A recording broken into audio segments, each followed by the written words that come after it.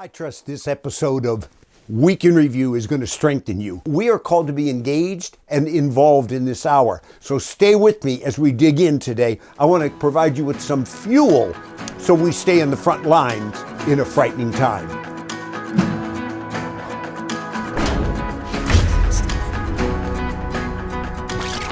I want to provide you with some fuel, encouragement in these very frightening times. We're in a dangerous time, folks, in this nation.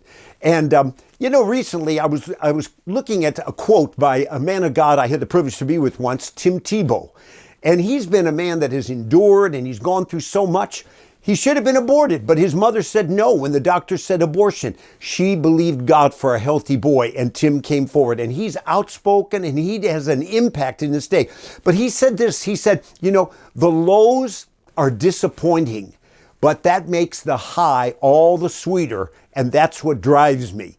He faces the lows, and we are facing a lot of discouraging things. And we need to hear some things too, because, in the past, a man of God, a prince of preachers, Charles Spurgeon, he made a statement. And I love these words because this is very prophetic for today. Here's what he said. Charles Spurgeon, he said, the time is going to come when, listen to this, instead of shepherds feeding the sheep, he said, the church will have clowns that are going to be entertaining the goats.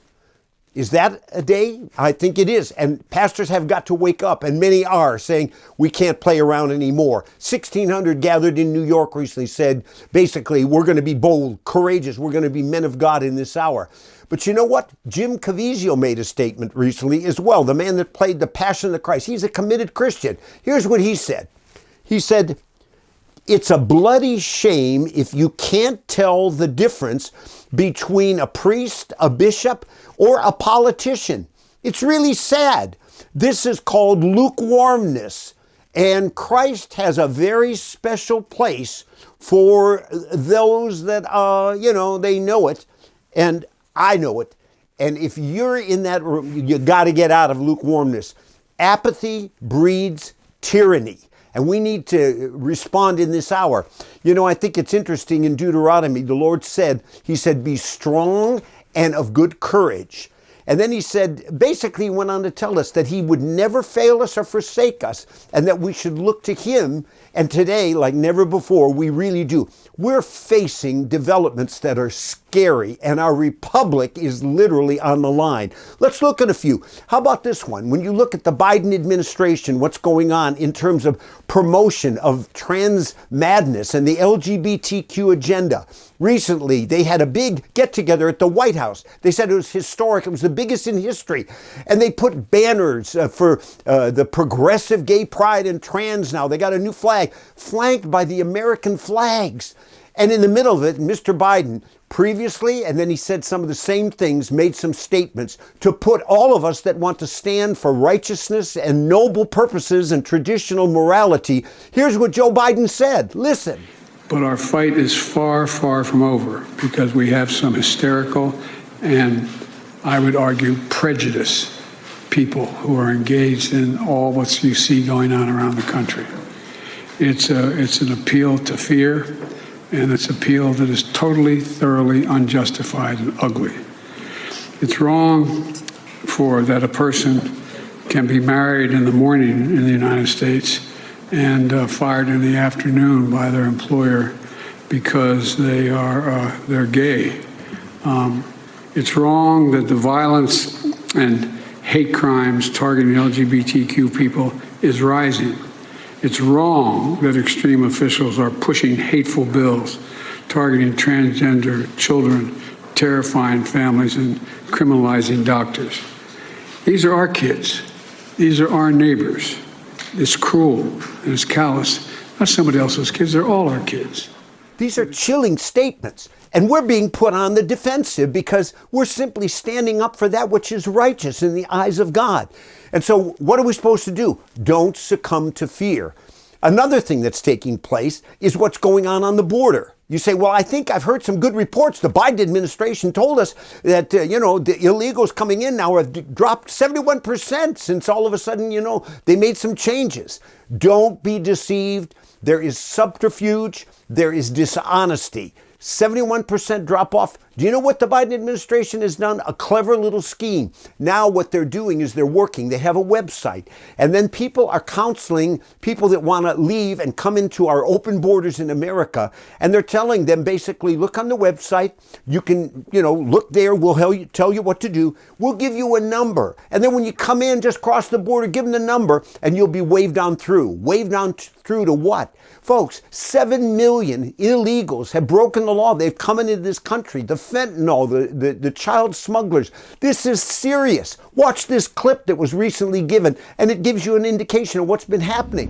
What's up, guys? CJ Pearson here, back in Austin, Texas. Now, you guys may remember a few weeks ago, we were here in Texas right before Title 42 expired. Title 42 is that special rule that allowed for immigration officials, Border Patrol, and law enforcement to immediately expel illegal immigrants back to their home country using a public health provision. Now, since then, Title 42 has expired, and the effect that it's had on our southern border has been disastrous. Even before the expiration of Title 42, I spoke with authorities in Texas who called the mass legal crossings an invasion. We're being overwhelmed and overrun all along every county along the river is suffering tremendously from the impact of the immigrations.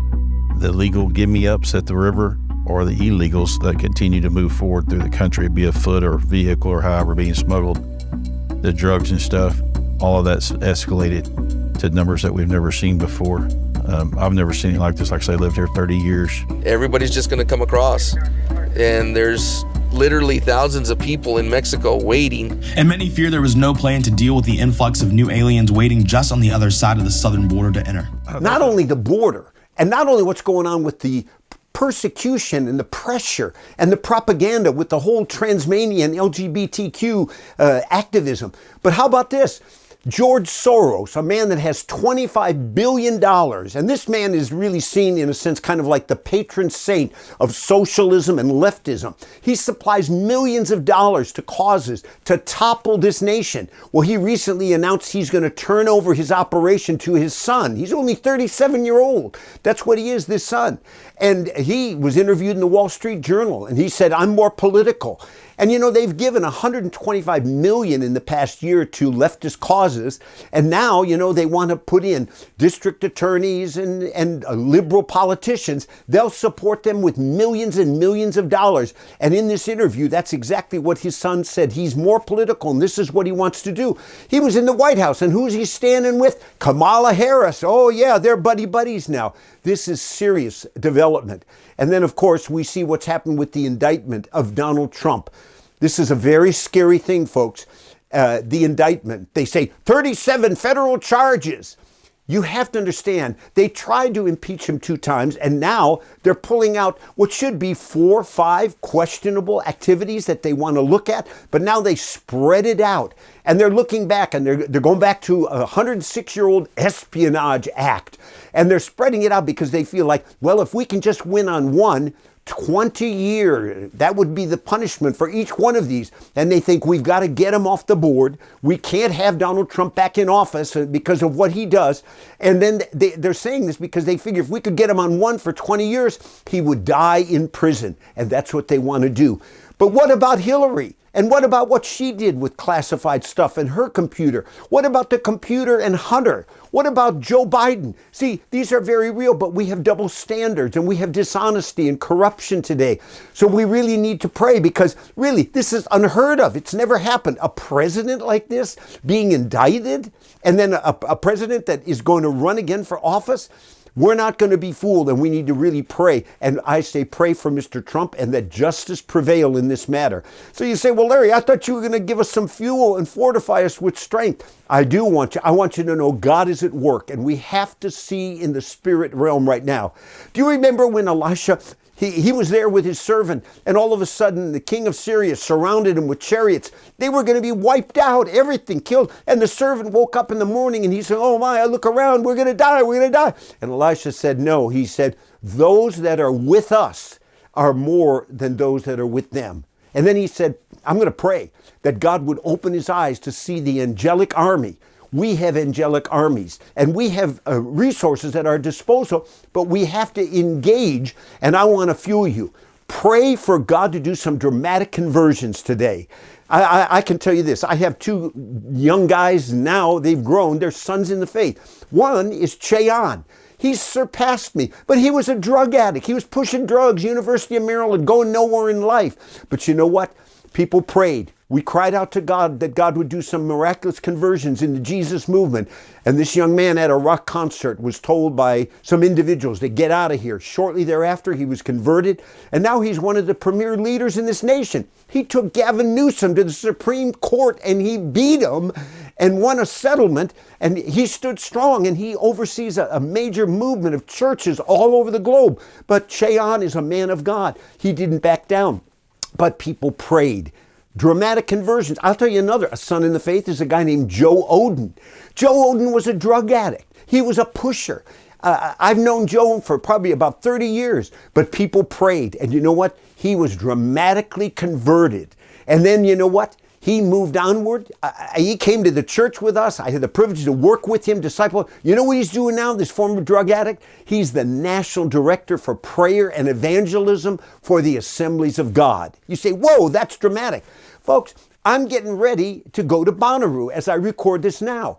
And I want you to know, I go there, 80,000 young people. Jesus saw the crowds. We need to see they're harassed, they're helpless. People are deceived today. So I go to pass out my testimony tract, engaged, love people.